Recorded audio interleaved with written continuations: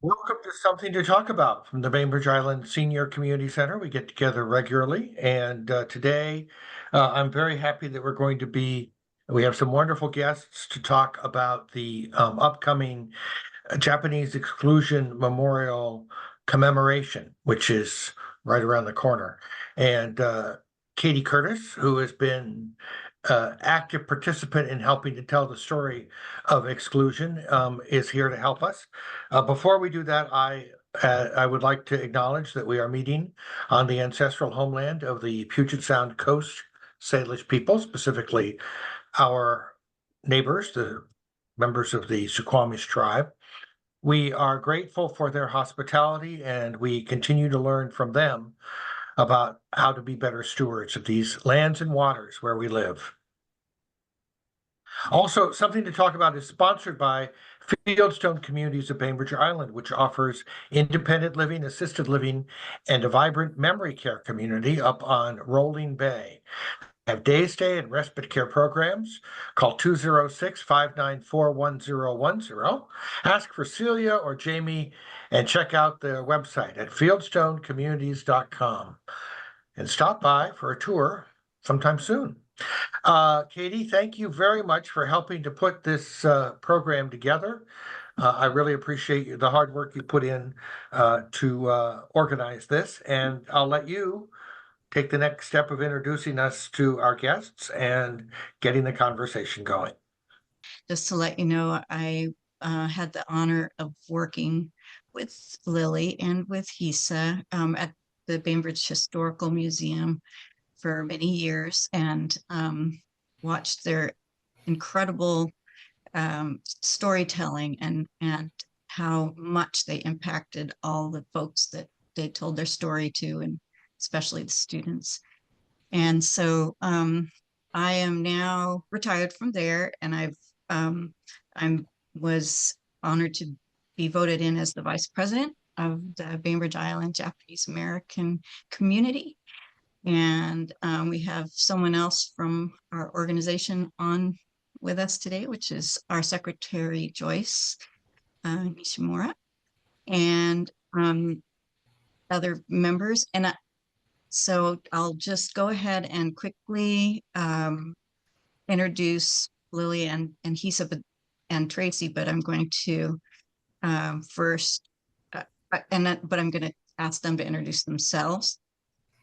So Lily Kitamoto Kodama, welcome. And she has been an incredible docent and teacher and dear friend, and has stories about 1942 on Bainbridge Island when Japanese Americans were excluded from their homes. And she and her cousin, Hisa Hayashida Matsudaira, were little children at that time, Hisa, and we are honored to have Tracy, which is Hisa's daughter, here today.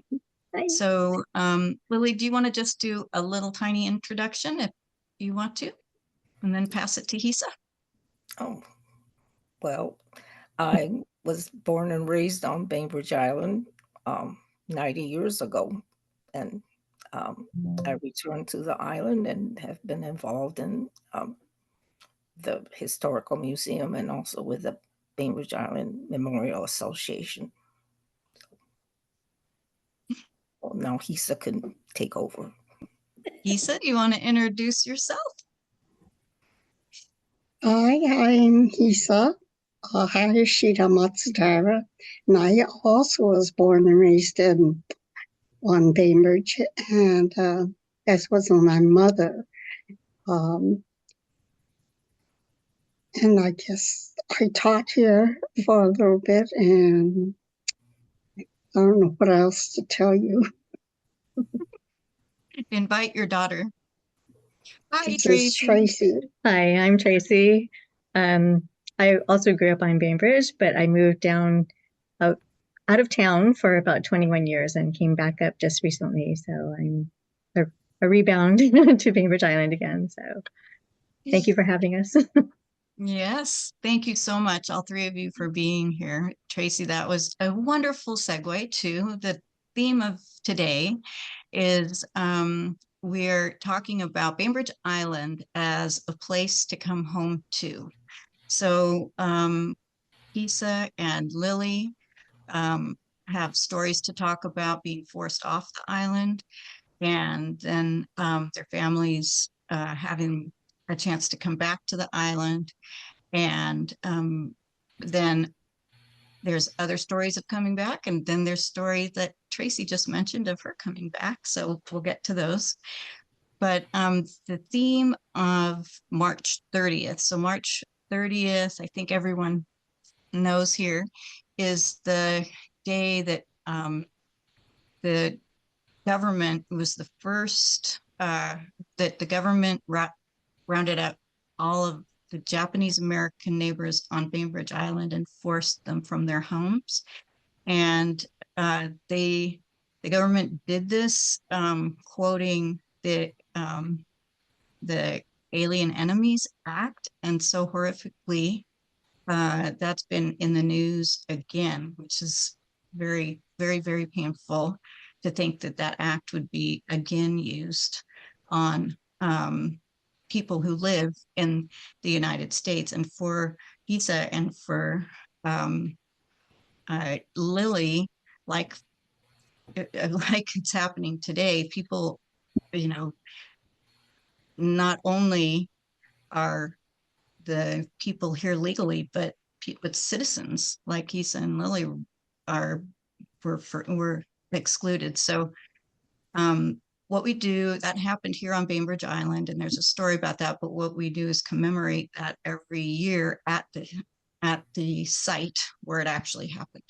I And the wonder if, theme, Katie, we might start with Hisa talking a little bit about how old you were on that March 30th and the experience for your family.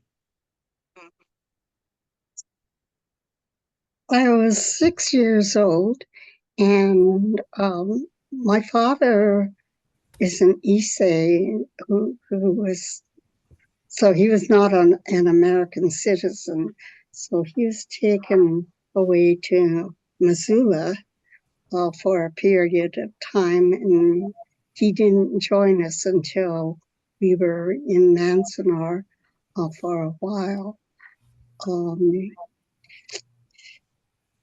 And my mother was born and raised on Bainbridge, and I guess Well, as we're a six, pretty American. yes, but as a 6-year-old, you obviously would have some recollection of that terrible day. I remember being excited to ride on the train.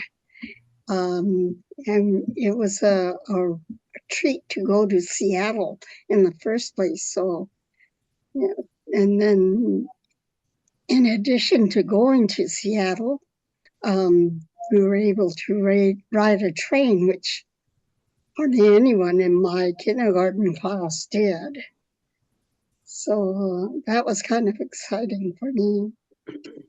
Yeah, I remember Lily telling a similar story about thinking that it was kind of a big adventure.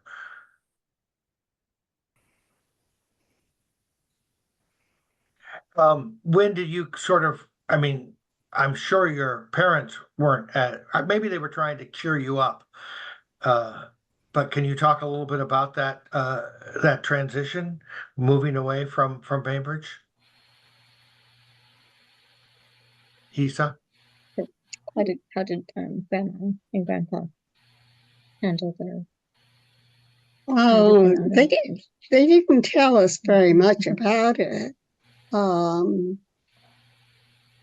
As I said, I was really excited to ride on the train, but that was about it, I guess. When you eventually arrived at the concentration camp in Manzanar, what was your reaction to being out in the middle of nowhere? It was hot and windy and dusty and sandy, And I remember just having the blasts of wind blow all the sand toward you and just pelt you with the little pellets. And we had to go to a different block to eat. And so while you're going there, you have to, every once in a while, sit down or scoot down and protect yourself from all these sandblasts. Lily, do you want to add anything about what it was like arriving at the camp? Pardon? I was asking Lily if she could add anything about her recollections of that time. Oh, it's just as Hisa said, we were children, and I thought it was exciting, but it wasn't anything like Bainbridge Island. But I was excited because my cousins, like Hisa and her older sister, told me, and were right next door, and that was pretty nifty because when we grew up on the farm, we didn't see each other except at recess in school, and because we didn't have play dates back then, and so here, like I had my cousins to play with every day, um, living right next door to me. So it was, as for a child, uh, back then, it was fun and games actually, and I think it's because, as Hisa said, I had no idea what a terrible time it was, and I'm sure it was because our mamas try to make life as normal as possible. And as long as mama's with you, it doesn't really matter what kind of condition you're exposed to, I think. Well, but as I say, it depends on the mother you have. But we had So our Hisa, I'm wondering if you felt that way during your time at Manzanar. Obviously, it must have been somewhat upsetting for your father to be gone for a period. oh, Yeah. oh, sorry. I want to I want to mention that exclusion. What is it that Katy mentioned? It was not that made us go to the camps. It was the executive order, but it was that um, early 1700s Right. law that actually was what put our Hisa's father and my father into prison. That isn't what put us into prison. It was the executive order, but the one that's now making news is really the one that put our fathers into prison. I'm Right. sorry. No, Yeah, that's all yeah, right. and I think that's a really it's a great clarification, that the Alien Enemies Act was it just says that you um can you can actually come before a judge if you're a member of an enemy state. So in other words, it was like if we were warring so with another country, then if you weren't if you weren't a citizen, you could be rounded up and you could go in front of a court. But of course, just like, you know, it's like this time, it's like they're claiming that this uh, terrorist group means that we're at war, and then they aren't putting anybody in front of a judge. In fact, when they did bring in a judge, the judge said stop, and they didn't stop. And and for Lily's and he says dads, it's not like they weren't citizens on their own. You know, it's like they would have been citizens. They spent their lives here, but there was an alien act that wouldn't allow them to become citizens, and you could not become citizens until if there's an exclusion act that you couldn't become citizens until 1952. So it's a very good distinction because the then because it was we were at a time of war, then the president gave this guy, Captain General DeWitt, or the license to do this with Lilly and Hisa, which was actually illegal. And so it's just important that that's why where they went is called concentration camps, because it was illegal and they gathered up people and they didn't get due process. Whereas when their fathers were taken away, technically they weren't citizens. Technically they went in front of a judge, which who knows if they actually got, in front of a judge, but those are internment camps. So it's interesting to learn the meaning of those two words as well. Thank you, Lily. Sorry.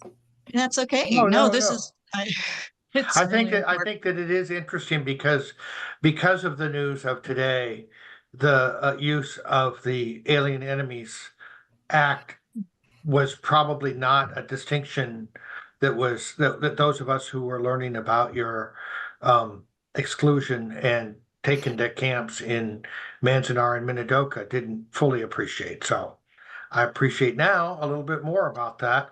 And it sounds like at some point your fathers were allowed to join you. Can you say Yeah. something about that? from the internment camps. And then if either of you want to say, if you remember when your fathers were able to join you after that. I think Hisa should tell her story. Hisa, do you feel like telling your story about when your dad came back to when you were, when you were in camp and it was time for your father to join you? Well, I knew that he was in a prison, and prison to me was for criminals. And so I thought he did something wrong or bad because he was in prison. And so I hid in the bathroom in the lavatory to avoid seeing him for the longest time until it was, dinner time and it was time for me to eat. And so that drew me out. Yeah. Yeah. Go ahead, Lily. Oh, I remember when Hisa told the story of thinking that he was a bad man, and so she really didn't want to see her father. And it wasn't until way later that she learned that it wasn't so. But I like to tell the story about when I was, I heard a Caucasian person say that she believed we were maybe spies, or did our fathers or our farmers did something wrong, because she said her next door, she saw the FBI come and take away the Japanese farmer next door. So she assumed he was guilty. Well, here she was an adult who assumed the same exact thing that Hisa as a small child assumed.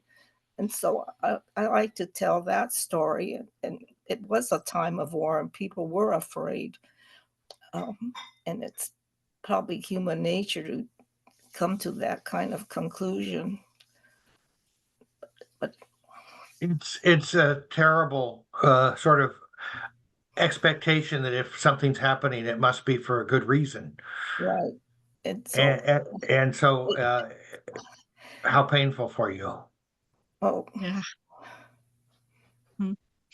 well, Yeah. I should tell the story about my father, because when I heard Hisa tell that story, I remember thinking, why don't I remember anything about the FBI taking my father away? And it wasn't until years later when I heard my mother was being interviewed, and I saw transcripts of her interview. I wasn't around when she was doing this interview, but it turned out my father was not a farmer, and he worked for Freelander Jewelers in Seattle, and he commuted every day to Seattle.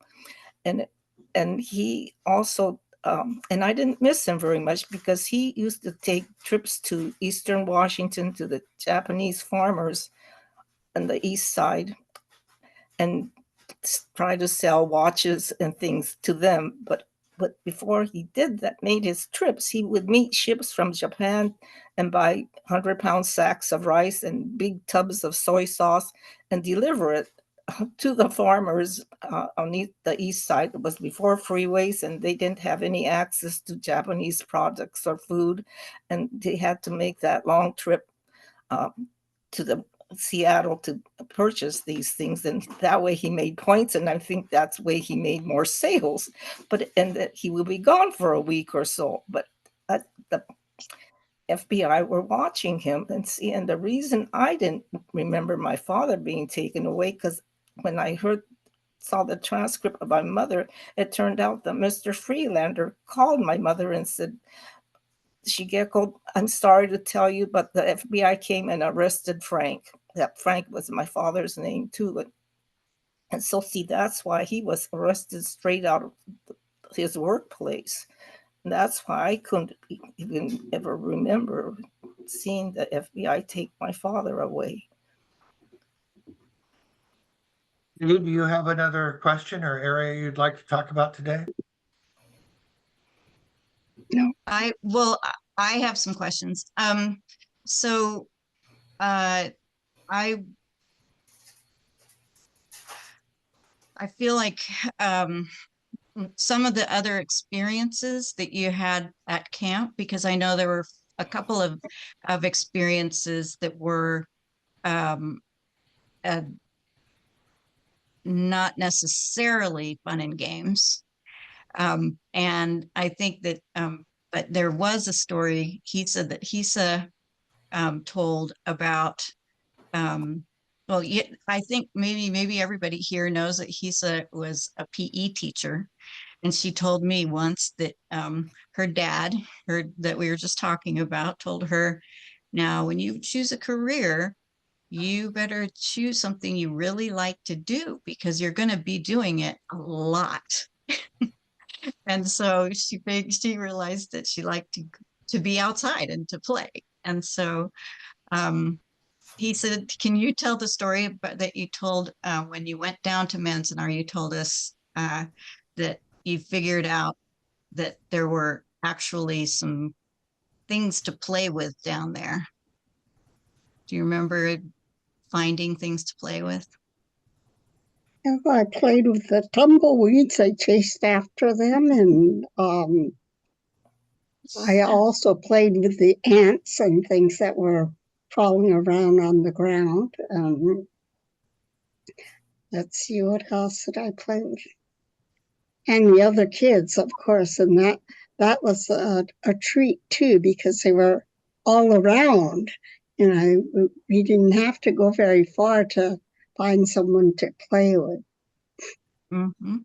Yeah, thanks. It was really an incredible experience. I'll never forget when Hisa and I were down at Manzanar with Lilly, and she saw a tumbleweed, and it was like she transformed into a 6-year-old and started play like, oh, we used to play with these. So and then Lilly, this is a little bit off topic, but could you tell the story about the dangerous things for kids? And Well, you remember which one I'm talking about? what are you talking about? Hide and seek? Yeah. Well, Mm-hmm. we had jump ropes and we played hopscotch, but we had fun playing hide and seek, and the best place to hide was under the barracks. But then our mamas gathered us together and said, do not hide under the barracks because there's rattlesnakes and scorpions under the barracks. And if you get bitten by either one, you can get really sick and you could even die. And so that's what I remember. Yeah. It was definitely a completely different environment than Bainbridge Island. And can you tell the story of seeing the river, the little stream? Well,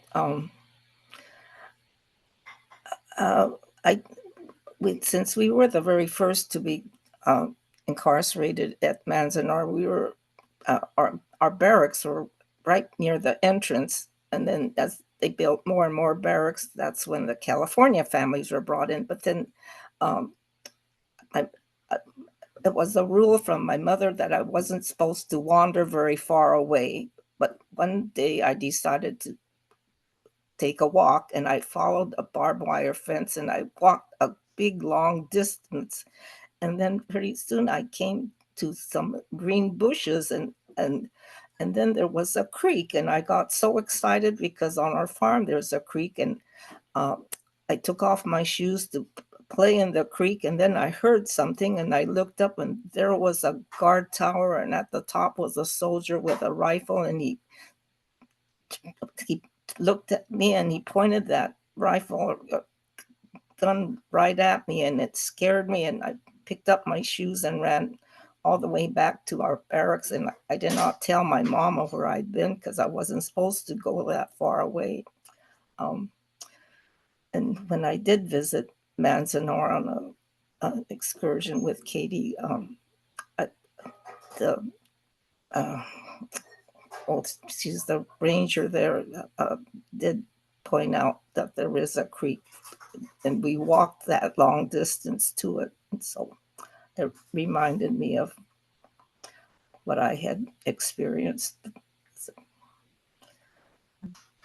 Thank you, Lily. It was, yeah, when you visit Manzanar, they map things out. And so we were able to trace steps. And so then that reminds people of their childhood sometimes like that. Yeah.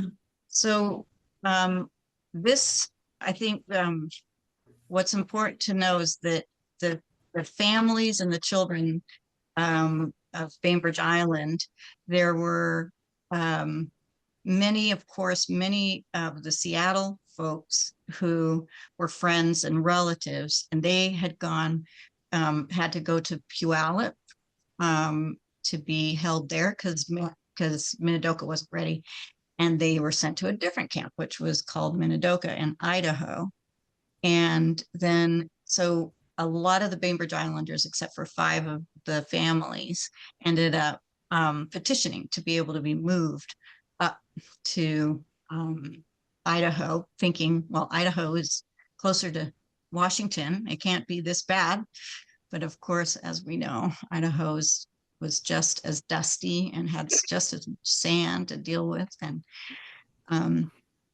so then from Idaho that's where Lily and Hisa's families actually were released 3.5 years later, and the people were given $25 and they were released to go home. And so most of the folks, of course, had no home to go home to, but Lily and Hisa did have a place to come home to. So I was wondering if Lily, do you want to talk a little bit about coming home to Bainbridge Island? Oh, well, I remember it was a long, hot drive because there were 7 of us in the big black Buick sedan, didn't have seat belts, but no air conditioning. And it was the end of August. And we did make a stop at I think it was Pocatello, Idaho, when my parents had a friend of the Japanese family they knew through my grandparents, I think, and they weren't incarcerated because they were not they're on the east side of the. Anyway, we had our family picture taken with all of us and Felix Narde, the Filipino man who actually was driving our car, and you could see in the photo how unhappy we all were because we're all grumpy in this photo. None of us are smiling because it was such a hot, terrible drive. But I'm sure that we were awful kids grumbling about when are we going to get there and move out of my way. And so it wasn't very fun for the adults, I know. But anyway, what I remember is when we finally came over the mountains, I saw the floating bridge. The floating bridge was brand new just before World War II happened, because that was one of our family outings, was to take the floating bridge and go to the mountains to hunt for mushrooms. But when we came down over the hillside and I saw the floating bridge, I knew we were almost home. And the reason we had a place to come home to is because Felix Narte and Eulalio Narte, the Filipino men who worked for my grandparents originally and then for my parents, lived in our home and maintained the house and harvested our produce and kept everything so that we could have a place to come home. And we were welcomed back. That's such a wonderful feeling of, yeah, coming home and seeing the bridge. Mm-hmm. And so, Hisa, do you have any memories of your travel home? Or is that something you don't remember?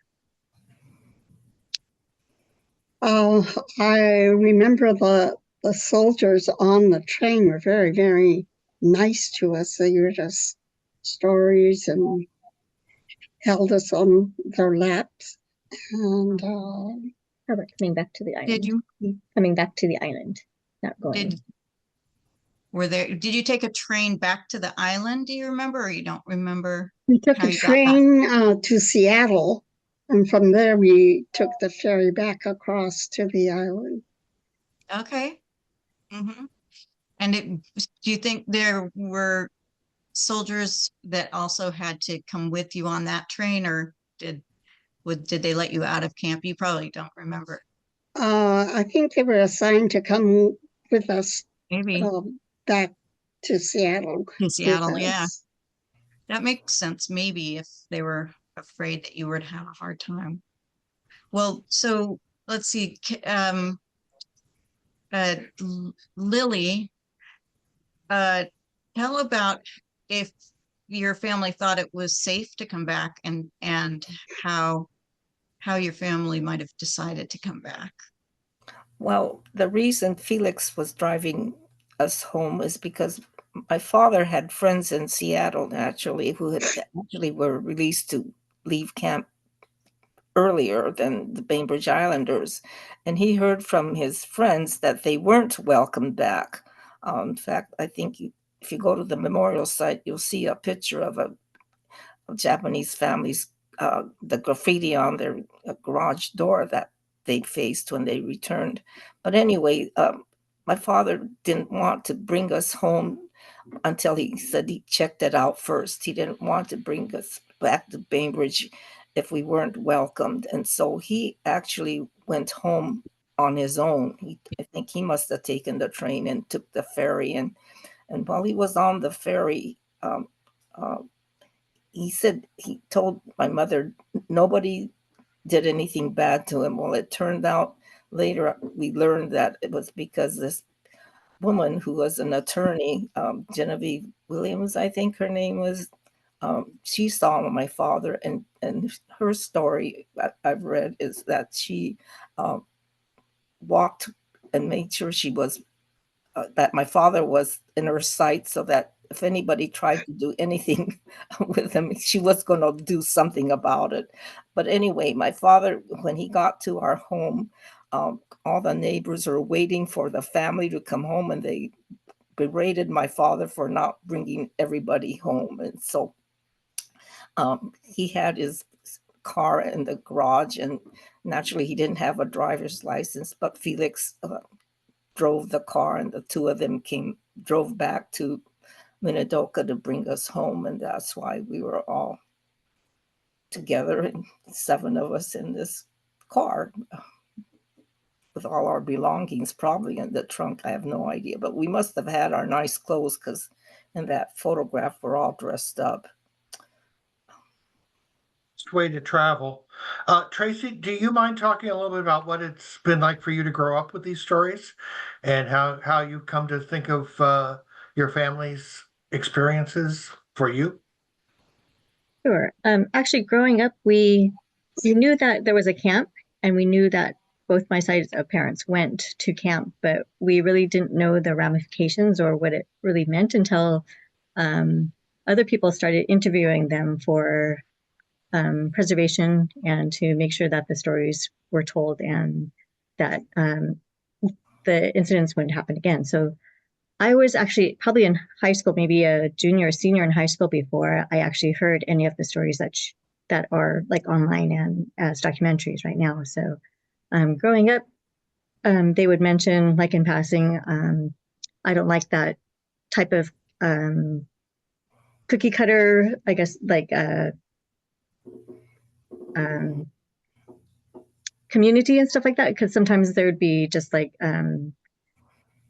I don't know, very similar looking houses that are stacked around each other and stuff. And my dad would say, "Oh, that reminds me of camp. I don't like it." But in my mind, camp was supposed to be fun, just like going out with your friends, having s'mores and whatever else type of thing. So we knew there was a camp, but we weren't really exactly sure what it meant.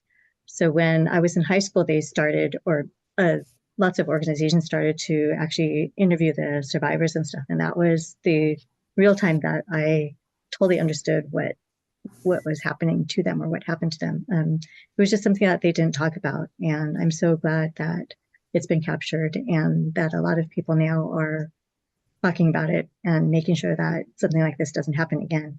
Unfortunately, parts of it is happening again, but hopefully just to continue the educational aspects of everything, that it won't continue. So I'm very happy that they've been able to share their stories and things. So every time we have something like this, I learn something new. It's like, oh, I didn't know you had soldiers coming back with you to Seattle to make sure that you came home. So yeah, so every time it's very nice to hear. I mean, not nice, but I'm glad that they're able to share their knowledge and to make sure that it doesn't happen again. Yes. Well, that's the wish, and the story helps make it so that we can see when there are echoes that we need to respond to, which I think is where we are right now for sure. Mhm. Yeah. And I know that Hisa and Tracy have to catch the ferry. So what I'm going to do is thank them and ask them to finish up, and then we'll keep Lily on and we'll talk a little bit more to wrap up. But I was just wondering, actually, from your point of view, Hisa, I know not only did you come back here with your family and go to school here and graduate from Bainbridge High School, but then you went to college and you got married. Well, I don't know when you got married, but after you decided to, after college, you decided to move back to Bainbridge too. So I was just wondering if you had any overall impression of Bainbridge being a place to come back to, and what you think about of Bainbridge as your home. Like, what are some things that what's a reason that you might come back home to Bainbridge? Well, this was the only place that I really knew because this is the only place I lived in, other than in the camps. But you still had some friends here, and I knew it was a friendly place. And so I guess I wanted to come back to something that was familiar to me. Mm-hmm. Yeah. Yeah. You ended And up teaching. You ended up teaching in the schools for many years, so you have lots of a couple generations anyway, that know and love you now. that's for sure. Yeah, actually, our next door neighbors was one of her students. So there's quite a few people that we run into that recognize her or has had some type of connection with her teaching or something like that. So it's kind of fun. And as I know, Tracy, you also had the opportunity to come back to Bainbridge, so that's part of the reason why you moved back. But what's it like moving back to Bainbridge? What are some of the positive parts that you're glad you moved back. I mean, it's always seemed like a, home. So it's very relaxing. It's very safe. It's very good environment for my daughter also to grow up in. So we have our relatives here. There, there's a support system. You go out and like meet new people, and you find more things in common than you find not in common, kind of thing. So it's nice trying getting back into the flow of things here. I mean, we were down in a bigger city for a long time, and it was lots of hustle bustle, and we come back up here, and it was very relaxing, and just, I don't know, you can kind of reset and enjoy things a lot more. So I don't know how mom feels about us coming back, but I'm in my old bedroom now, and I have my family with me too. So it's been a really good experience for me. So. Well, it's been an incredibly wonderful experience to know your mom and your auntie, and now to meet you and your husband, and you guys are getting involved. And congratulations with your daughter. And thank we'll let you. you go. We'll let you go to the ferry. Wonderful. And, Thank I you so hope much. we do another thing like this sometime soon. But we'll see you on Sunday. Great. Thank you. Thank you for having us. Okay. So Sunday is is March 30th and the commemoration at 11. Yep, 11 o'clock Sunday, and a lot of people are going to be showing up. So at 10 o'clock we have we can park by the American Legion, and we'll have shuttle buses. And so that's the way to come, is to come over that way. And we're going to have actually Lily's niece is going to be speaking, Deborah, who is also a teacher now in the Bainbridge School District.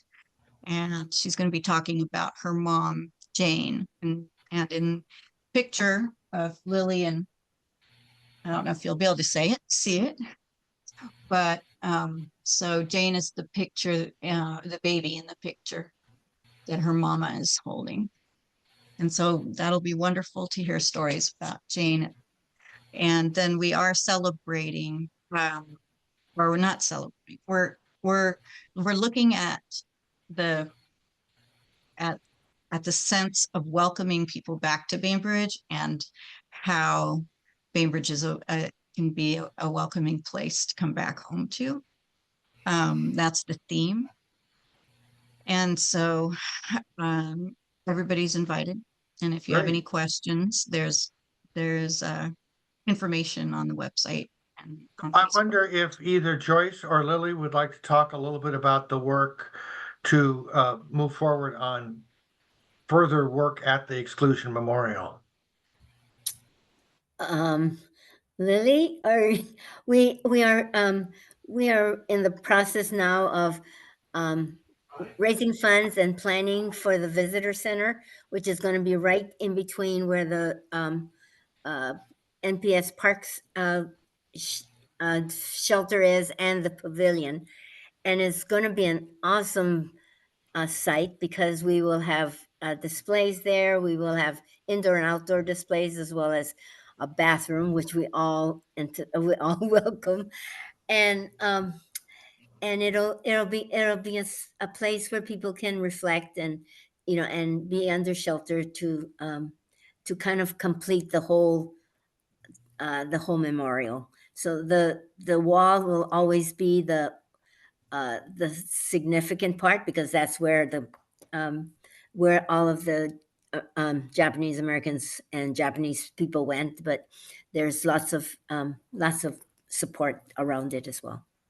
Yes, Lily? I know that we very recently were able to welcome the platform, which suggests that that was the direction where the ferry came, and so where the trip to Seattle that ended at the train and headed south began from the island, and it'll be nice to not have to use porta potties, that's for sure, and And it looks like having a little more context, the pavilion that's there has been helpful, but having a little more context and somewhere to get out of the weather to learn about that is wonderful. So is there a timeline for that? Well, I think we have gone over some really major hurdles like water, and we're in the process of hopefully being able to break ground in 2025 and complete it in 2026. But that's still, I think fundraising, we're close to our goal, except always things come up in the process. But it's just a matter of getting everything together and breaking ground, and that'll happen later this year, I'm sure. Wonderful. Great. Katy, So, do you, yeah, is go there ahead. anything you'd like to add here before we wrap Yeah, up? yeah. So I did want to offer people to have, if they have questions for Lilly, she's willing to um, have questions, and I wanted Lilly also to see, if you have any opinions or thoughts about Bainbridge Island as, a place to come home to, that you would share that. But if anybody has questions, she loves to answer, or we'd love to welcome you to ask questions. So Teresa, you have a question? Why don't you go ahead and ask Lilly? Hi, Lily. Good to Hi, see you. Um, I was wondering what you would want people to know about you as a person that's like, in addition to your experience as a survivor of the concentration camps, but how else would you like people, like who, because that's one part of your experience and who you are, and perhaps it may be an impactful, influential aspect of your life, but I was also wanting to acknowledge that you're also so many of other things, and if you'd like be willing to share some of that as well. Well, I am a retired registered nurse. I graduated from the University of Washington, and which I really enjoyed caring for. But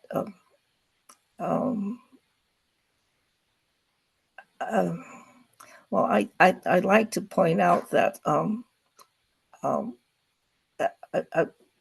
I love being on Bainbridge Island because it is a community, and I should point out that it's said that the highest percentage of people who are able to return to their homes is Bainbridge Island, and um, and it's because it has been a welcoming community, and I should stress that it's a community. It was from the very beginning. It was a community that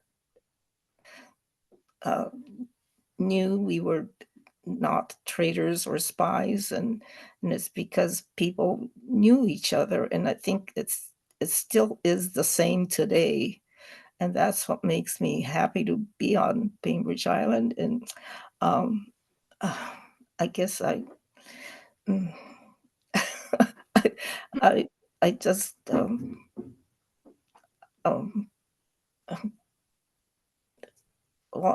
when I retired from my work, I was going to just stay at home and finish my sewing projects. And I haven't touched one bit of it at all since I've retired, and I'm actually busier now than when I was working.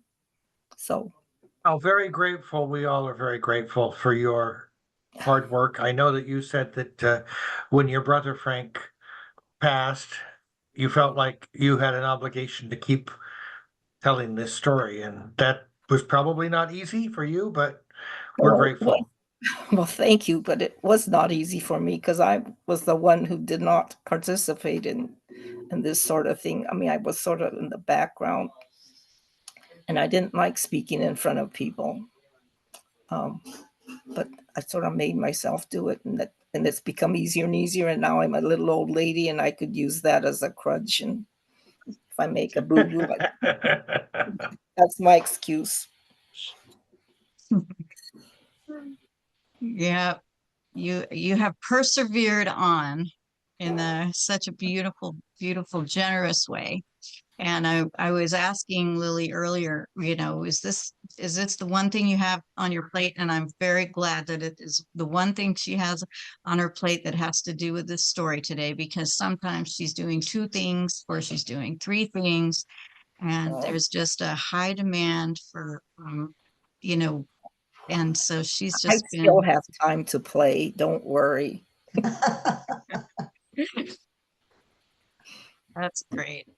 I was thinking that it would be also nice to just let people know when it comes to community, one of the things that, one of the things was that it was difficult for people to talk about it. Just like Tracy said, people, there's, as many reasons why not to talk about the exclusion as there are people, right? But it really wasn't talked about until like the 80s, when they were talking about reparations and things. And so I love the story about Frank, Lily's brother, and Junko Harui and Don Nakata. They were the ones that realized, we've got to tell this story again. And so they started asking questions, and they started wanting to do oral histories. And Frank actually organized a whole wonderful exhibit, and he started taking the exhibit around. And so I just want to ask Lily to tell us about how Frank's exhibit connects to the visitor center. Well, I should point out that Frank is the one who thought the story should be told, but then, and he thought that, and he approached Junko and Don because Frank thought he was only 2 years old, and they were way older. They were my age, and they had more influence of the elders in our community. And because Frank thought that oral history should be done to tell the story, and he thought that they would have more influence in having oral history, having the community agree to do that. And so, I should tell you that it wasn't Frank. That too was another community.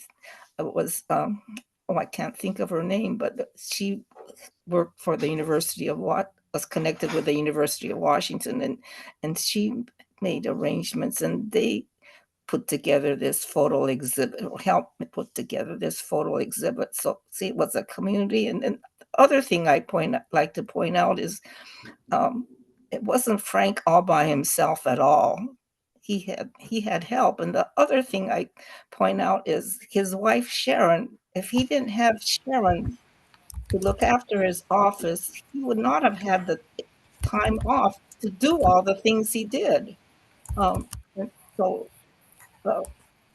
sometimes I feel that Frank himself would not like to be singled out so much.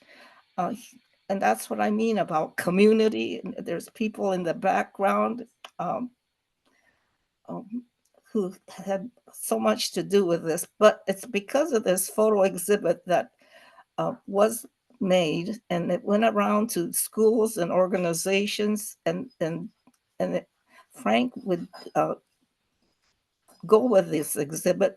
The other person who accompanied him, or persons, were Walt Woodward and Jerry Nakata. The three of them would go together and tell stories and answer questions. And I think it's because he did approach a church group. And that's why the the Interfaith Council of Kitsap County Churches, that's how they learned about what happened. And that's when that gave them the idea that some signage or plaque should be placed at the site where this happened. And they actually suggested placing a sign at the Winslow ferry dock. And that's when our community said, no, that isn't where it happened. It happened at the Eagle Harbor ferry dock. which people didn't realize there was a ferry dock there way back then. And so that's what started it. But it Yeah. Thank you. I want to add, thank you, Joyce Nishimura, for pointing out that Lucille Galbraith was the woman from the University of Washington.